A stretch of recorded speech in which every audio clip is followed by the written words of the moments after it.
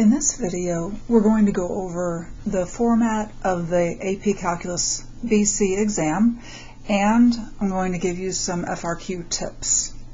So for this exam, two sections, the multiple choice section and the free response section. Each section has two parts, one with a calculator and one without a calculator.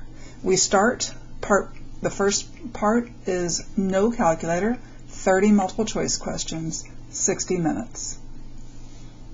You stop, you can no longer return to that.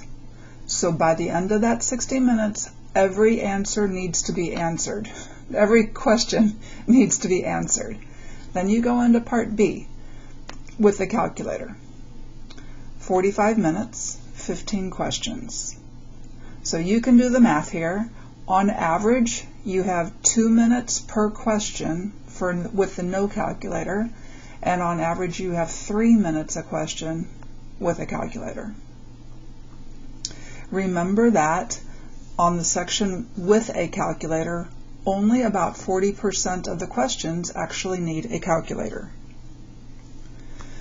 Then you will take a 10-minute break. Okay? In that 10 minutes, you can have a little snack, go to the bathroom, give yourself a really good stretch, get up, do not stay seated at your table. You get up and you walk around, you stretch yourself, you get the blood flowing back through to your brain.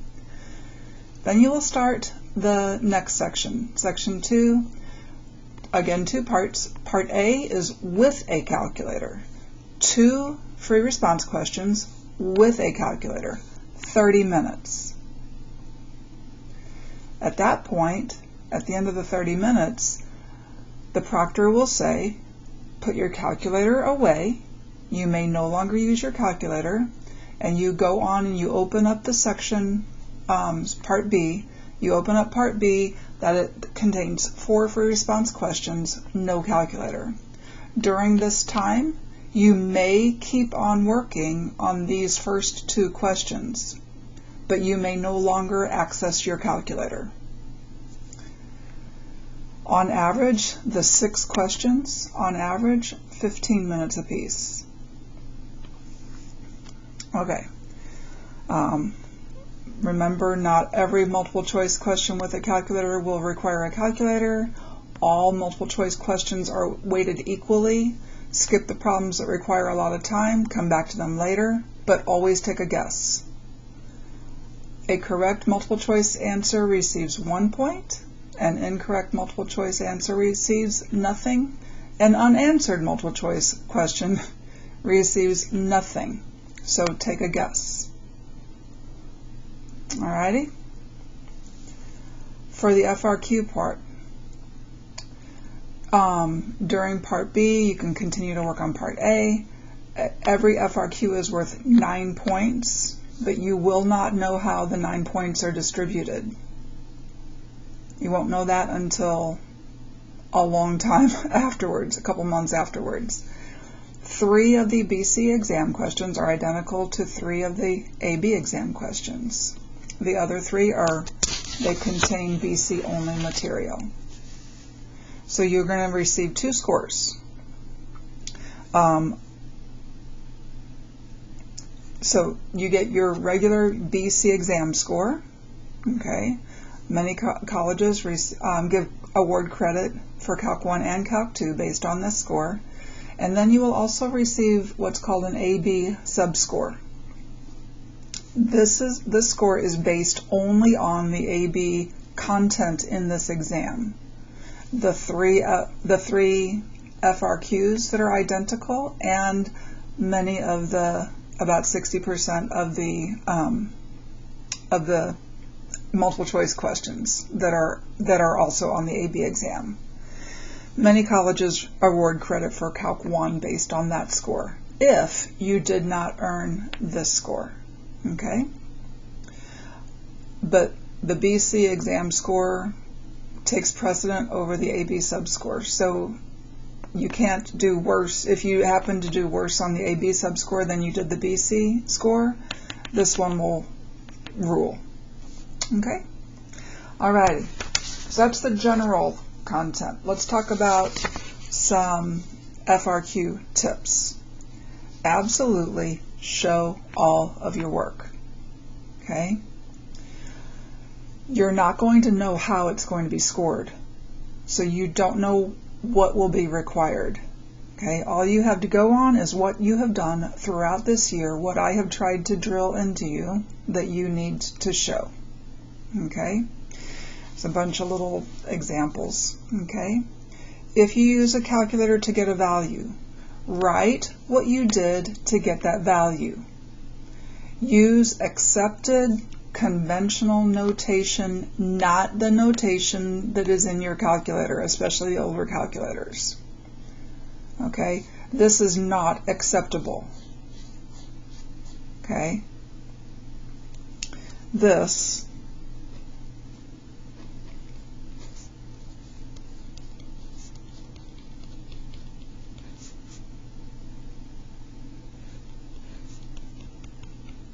is acceptable.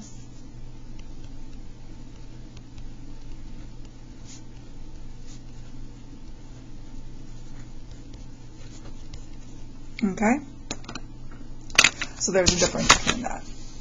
Okay, don't use your calculator for anything except graphing, finding zeros, intersections, computing numerical derivatives, computing numerical integrals, solving equations. Okay, in particular, do not use your calculator to determine relative mins and maxes, concavity, inflection points, increasing, decreasing, domain and range.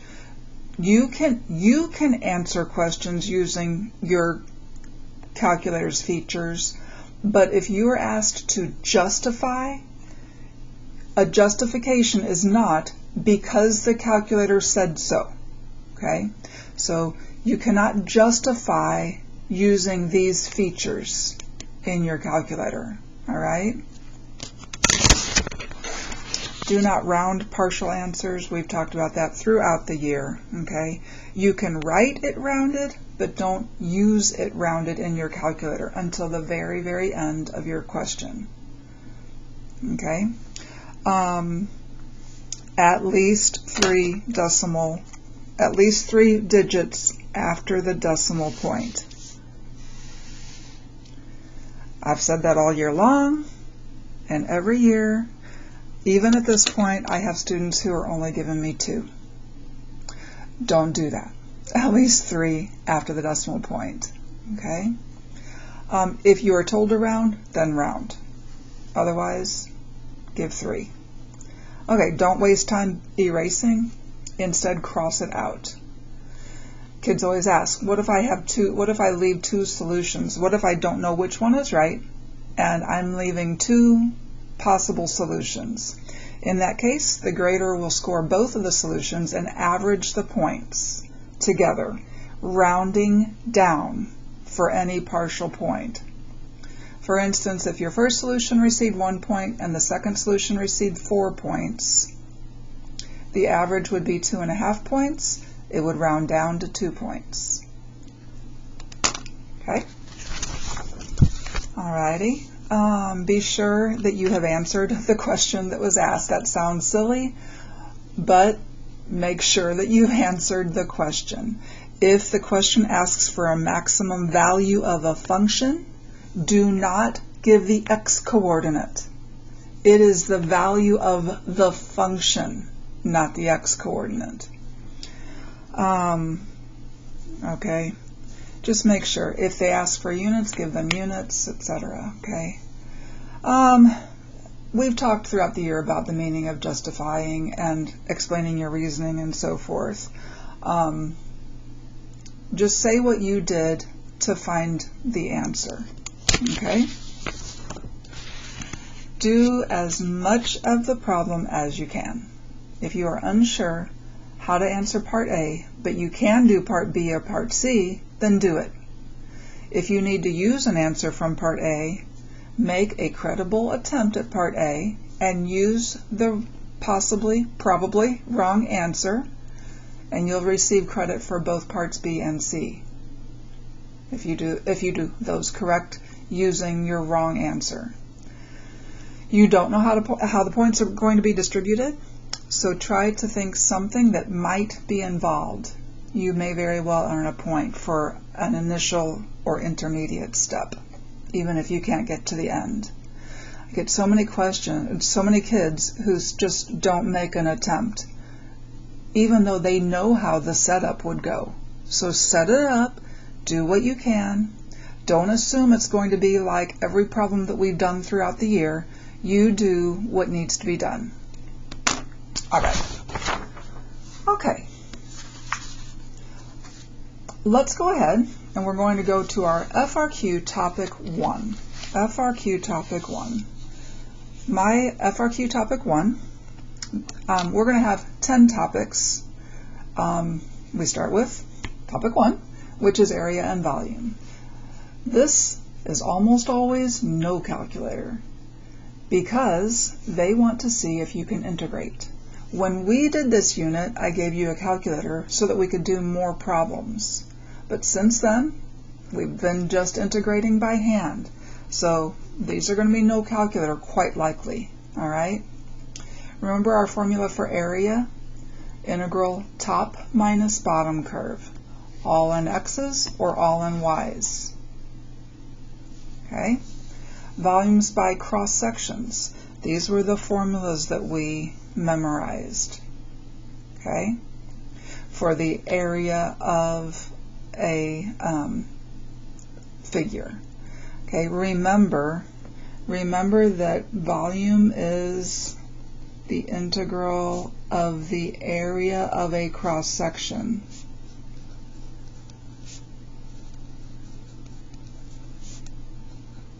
dx or dy. Okay, perpendicular to the x-axis.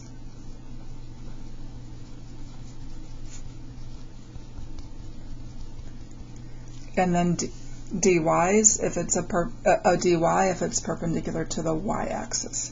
Make sure you use x boundaries or y boundaries appropriately. Okay. Alrighty, volumes by revolutions. For these, you're going to use this template. Pi big R squared minus pi little r squared. Each of these is top minus bottom of the radius. Top minus bottom of the radius, or right minus left of the radius. Okay? Remember that your axis of revolution is in both parts, either at the end or at the start, but it's in both parts, your axis of revolution. Because big R is from the axis of revolution to the far side of your region.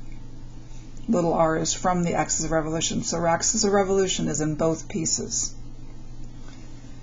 Okay, length of a curve formula, the integral of the square root of 1 plus the derivative squared. That came from the Pythagorean theorem. It's how we derived that way back when. Okay. We are going to do the, I'm going to do with you the problem from 2023. This was number 5, so no calculator. Okay, you can see what our KHS average was compared to the Texas average and the global average. 5.3 is pretty darn good. I will take that any day. Alrighty. Okay, let's see. The graphs of functions f and g are shown in the figure for 0 to 3. Okay, when they tell us that, that means that this stops at x is equal to 3.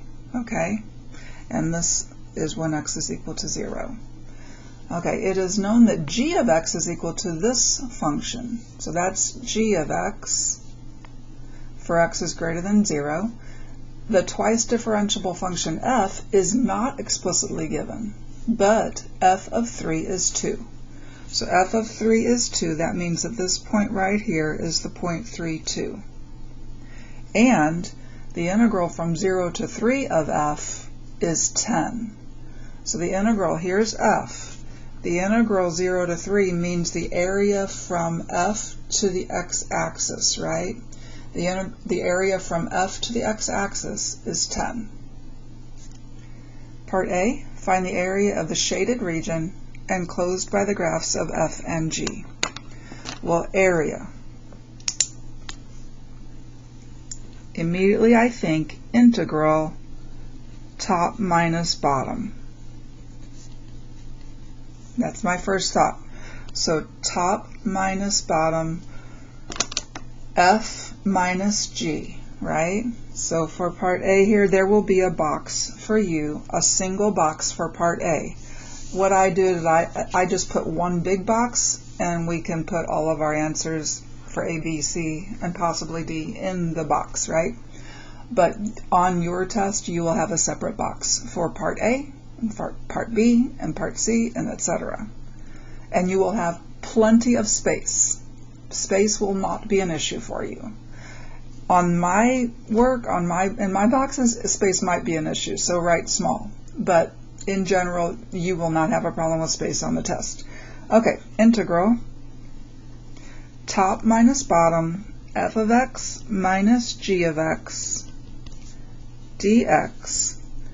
Boundaries are the x extremes. X starts at 0, x ends at 3, so 0 to 3. Okay, so we know the integral of f from 0 to 3 is 10, and we can find the integral of g from 0 to 3. So I'm going to split this up into two integrals.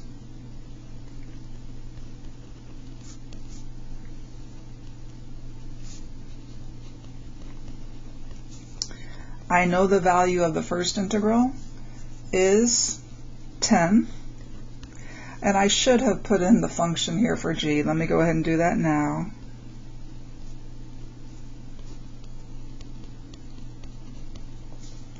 Okay, so now this problem becomes a can this student integrate problem.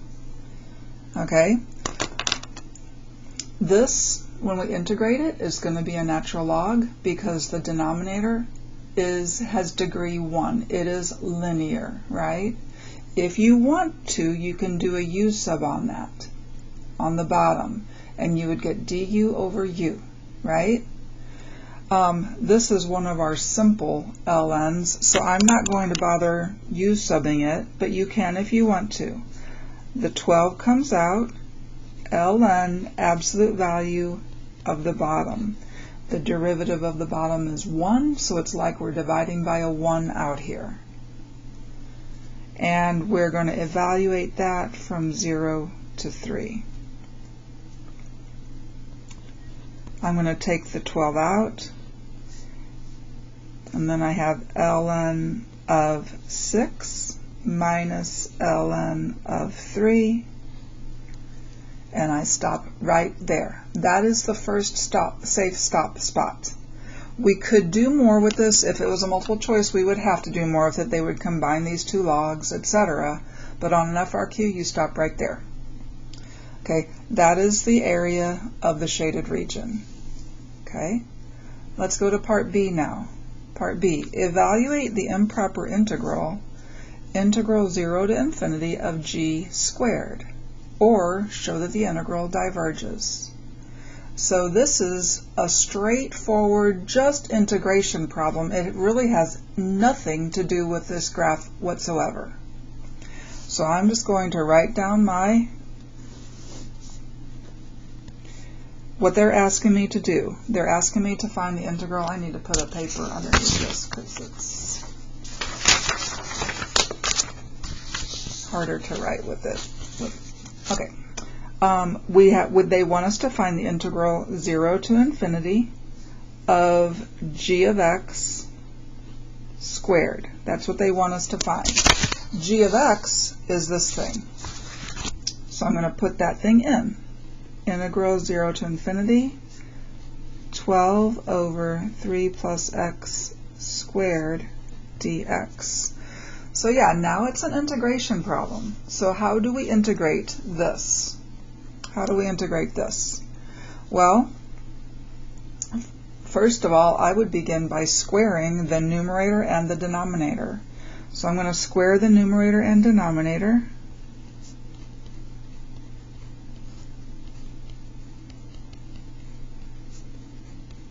like that. The 144 is not a problem. It can come out, right? It can come right out of that integral.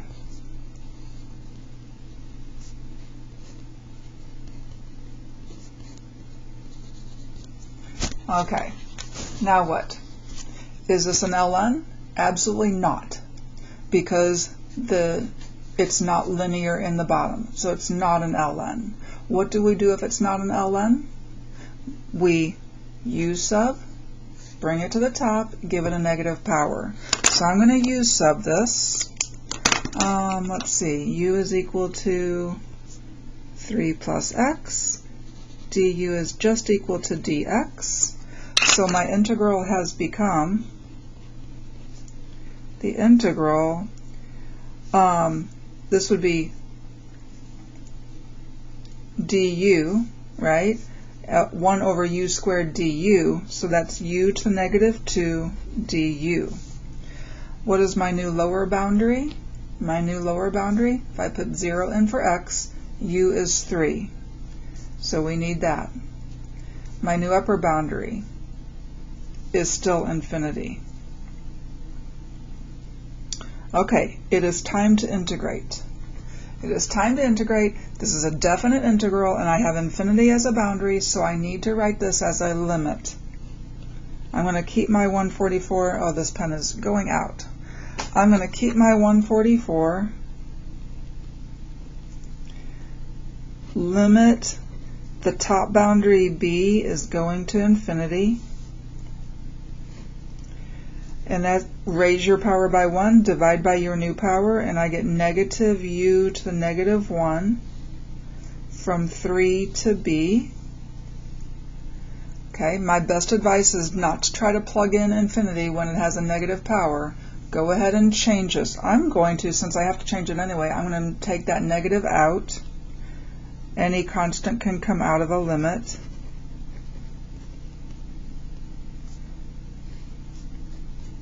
One over u, 3 to b. All right. Now, if we put b in for u, negative 144, if we put b in for u, and then let b go to infinity, b goes in for u, and then b goes to infinity, 1 over that would be going to 0. So that is 0. Remember, you guys, if infinity is in the bottom, the whole thing is going to 0. Minus, now we put 3 in for u. And safe stop. Right there. Safe stop. Okay? So this integral did not diverge. This one converged to 144 over 3. Alrighty. Last part, part C. Let h be the function defined by this. Find the value of this integral. Another integration problem.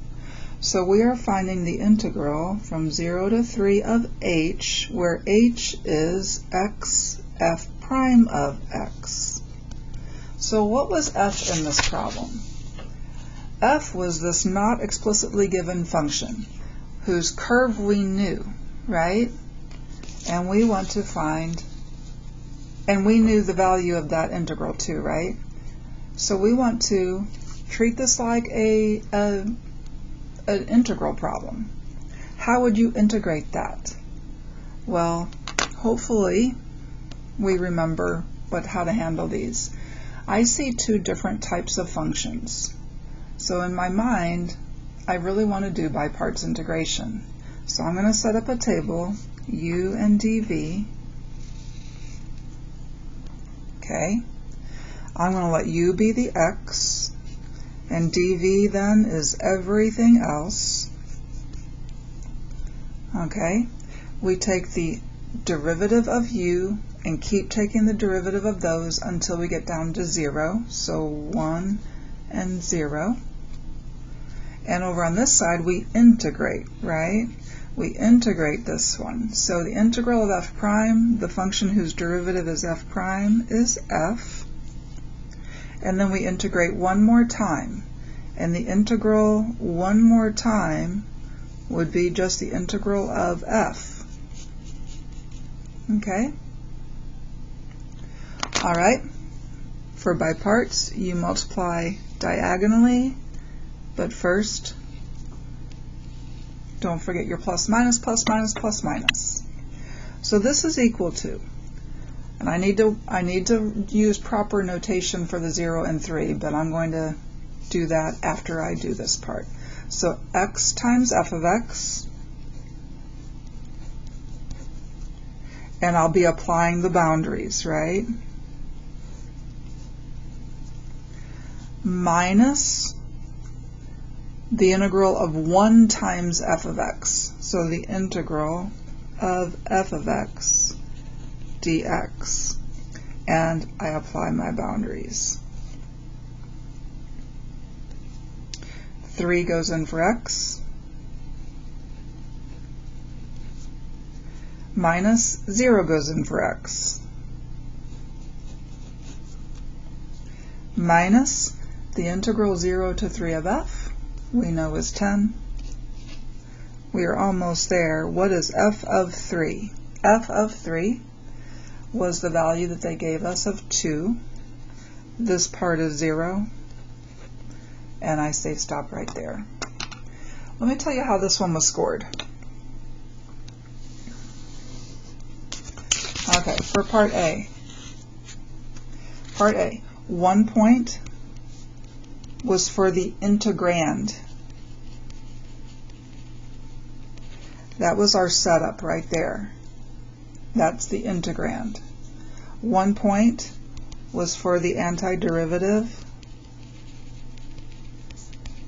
of g of x. So that would be this part right here. And 1 point for the answer. So part A was worth 3 points. For part B, okay, 1 point was for the limit notation. Did the student know how to handle that improper integral? Okay, the limit notation. 1 point was for the antiderivative. Okay, the antiderivative was right here.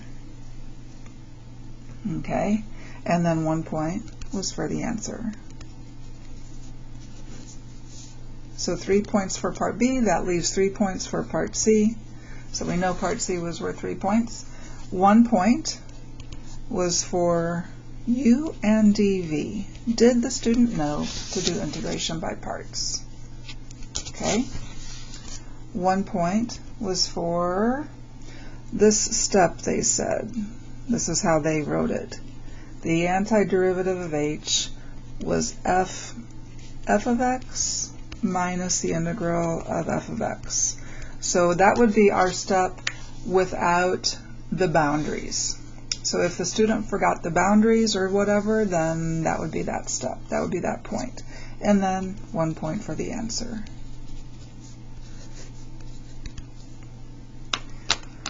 I cannot stress enough how important it is to practice these FRQs. Okay? Now this problem, I almost did not put this problem with area and volume, because was there any volume of revolution? No, there was not. I almost put this with a function analysis problem that will come later. I think that's our topic 6. But it did start off with an area. We did have this figure. It just looked like one of those questions. Okay, but it was definitely more of an integration problem than it was an area and volume question. There will be other questions in here where you can practice all of your volumes.